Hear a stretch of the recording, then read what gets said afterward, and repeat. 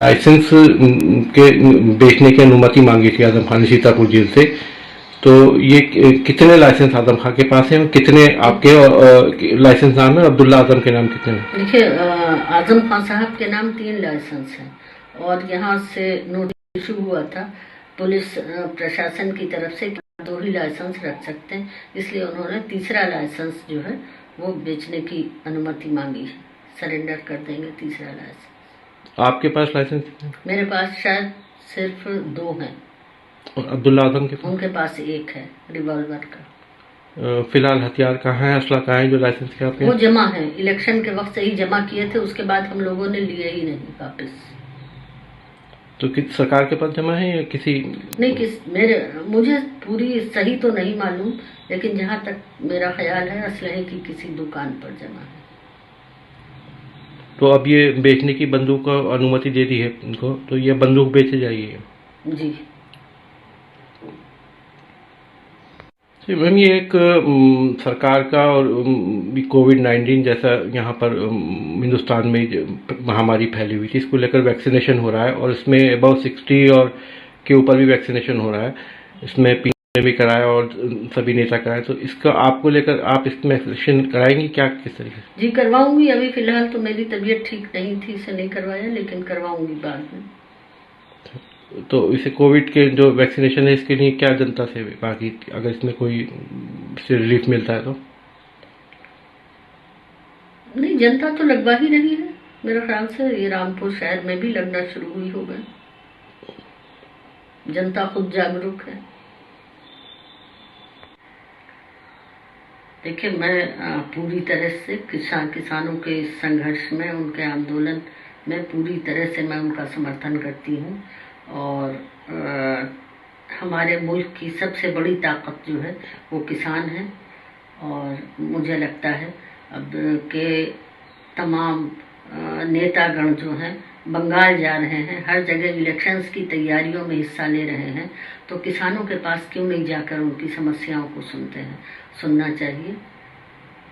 3 महीने से ज़्यादा वो लोग सड़कों पर पड़े हैं और ठंडी का भी मौसम, शदीद ठंड भी निकल गई, अब शदीद गर्मी का ही मौसम आ रहा है और उस हज़ारों की तादाद में कई हज़ार उसमें किसान हैं और 200 से ज़्यादा किसानों की मौत भी हो चुकी है। तो इस पे सरकार के किस रवैये का क्या कहेंगे इस रवैये? मैं यही कहूँगी कि सरकार को सहानुभूतिपूर्वक किसानों की समस्याओं पर विचार करना चाहिए और जहाँ तक मुमकिन हो उनकी जो समस्याएं हैं उन्हें सुलझाने की कोशिश करनी चाहिए। तो जहाँ तक मेरा और मेरी पार्टी का सवाल है, मैं और मेरी पूरी समाजवादी पार्टी किसानों के आंदोलन का समर्थन करती है। देखिए, ये रैली इस शहर से इसलिए शुरू हो रही है क्योंकि इसी शहर में समाजवादी पार्टी के लोगों पर, समाजवादी पार्टी के जो चुने हुए प्रतिनिधि गए हैं असेंबली में, लोकसभा में, उनके ऊपर सबसे ज़्यादा जुल्म हो रहा है और इस शहर के लोगों पर भी बहुत जुल्म हुआ है। अच्छा, इस शहर के लोगों का भी गुनाह क्या था? इस शहर के लोगों का गुनाह सिर्फ ये था कि उन्होंने रामपुर से, स्वार से, चमरवा से समाजवादी पार्टी के प्रत्याशियों को चुनकर भेजा है। इसी गुनाह की उन्हें सजा मिली है। मैम, अब यहाँ पे जो डीएम साहब थे जिनके दौर में कार्रवाई हुई, कमिश्नर उनको बना दिया गया, नए जिला अधिकारी यहाँ हैं, तो क्या आप उनके रवैये और किस तरीके से उनको देखने दें? देखिए, वक्त हमेशा एक सा नहीं रहता है, वक्त बदलता है और मुझे लगता है कि वो वक्त आ गया है जब यकीनन बदलाव होगा और इस शहर में भी प्रशासनिक बदलाव हुआ है और मेरा ख्याल है कि ये अच्छा ही बदलाव है और कुछ बेहतरी की उम्मीद भी है।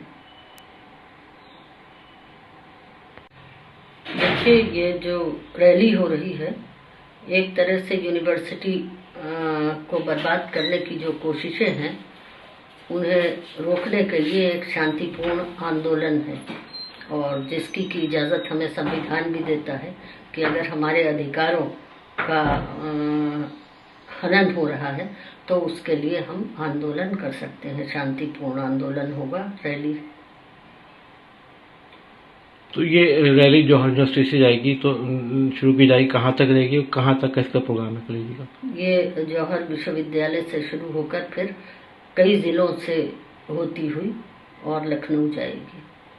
तो ये खास तौर से जौहर यूनिवर्सिटी और आजम खां के और उनके परिवार पे उसके लिए है जी, ये खास तौर से यूनिवर्सिटी और आजम खां के परिवार और इस शहर के बेगुनाह लोगों का, खास तौर से समाजवादी पार्टी के कार्यकर्ताओं का जो उत्पीड़न हो रहा है उसके खिलाफ एक आंदोलन है।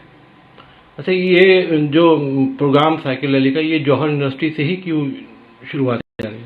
ये जौहर यूनिवर्सिटी से ये एक अफसोसनाक बात है कि अपने ही मुल्क में अपने ही लोगों के द्वारा एक शिक्षण संस्था के लिए रोज बुलडोजर तैयार खड़ा है कि कब इसके गेट को गिरा दिया जाए और कब इसकी दीवारों को तोड़ दिया जाए, कब इसकी लाइब्रेरी को बर्बाद किया जाए। लेकिन हम आभारी हैं अपनी न्यायपालिका के, अपने माननीय उच्च न्यायालय के, जिन्होंने अभी तक बावजूद इसके कि प्रशासन ने हर मुमकिन कोशिश की है लेकिन इस यूनिवर्सिटी को टूटने से बचाया है।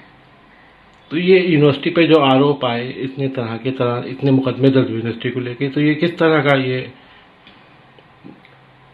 देखिए, यूनिवर्सिटी पर तो छोटी चीजों को निकाल कर 4-4, 6-6, 8-8 मुकदमे दर्ज हुए हैं। अभी जो प्रशासन ने ये किया है कि यूनिवर्सिटी को सीलिंग एक्ट के तहत जो 12.5 एकड़ जमीन शायद रख सकते हैं, उस जमीन को छोड़कर और बाकी सारी जमीन के रिकॉर्ड्स बदलवा दिए हैं और वो सरकार को दे दी गई है। लेकिन ये जितनी भी जमीन थी ये हमें सरकार ने नहीं दी थी, बल्कि कैबिनेट का फैसला था और ये जमीन की हमने खरीदने की इजाजत मांगी थी शासन से। शासन ने हमें जमीन खरीदने की इजाजत दी थी और ये सारी जमीन जो है ये खरीदी हुई जमीन है यूनिवर्सिटी की। तो ये देखिए, कौन सी यूनिवर्सिटी 12.5 एकड़ में बन सकती है? सारी यूनिवर्सिटीज की ये खरीदी हुई जमीनें हैं। जहाँ तक ये कहना है कि उसमें ये शर्त थी कि चैरिटी के काम होने चाहिए, तो चैरिटी के भी बहुत काम हुए हैं, क्योंकि बराबर वहाँ ब्लड डोनेशन कैंप्स लगते रहे हैं और भी तमाम चैरिटी का वर्क होता रहा है। और ये बताइए किस CBSE स्कूल में ट्रस्ट से जुड़े हुए रामपुर पब्लिक स्कूल्स भी हैं, वहाँ गरीब बच्चों के लिए या बीड़ी वर्कर्स के जो बच्चे हैं उनके लिए, या जिनके फादर और मदर नहीं हैं उनके लिए सिर्फ 20 रुपए फीस है। किस CBSE स्कूल में पूरे हिंदुस्तान में 20 रुपए फीस में बच्चे पढ़ रहे हैं? तो ये एक आजम खां के सियासी दुश्मनी थी या शिक्षण संस्थान को, इसे क्या मानती है? देखिए, मैं तो यही मानती हूँ, दुश्मनी एक व्यक्ति से हो सकती है, परिवार से हो सकती है, लेकिन एक शिक्षण संस्था से क्या दुश्मनी है? जो शिक्षण संस्था देश हित के लिए काम कर रही है, आपके देश की जनता को शिक्षित कर रही है, एजुकेट कर रही है, तो शिक्षण संस्था से क्या दुश्मनी है? और आपको तो आजम खां साहब का आभारी होना चाहिए कि जो जिला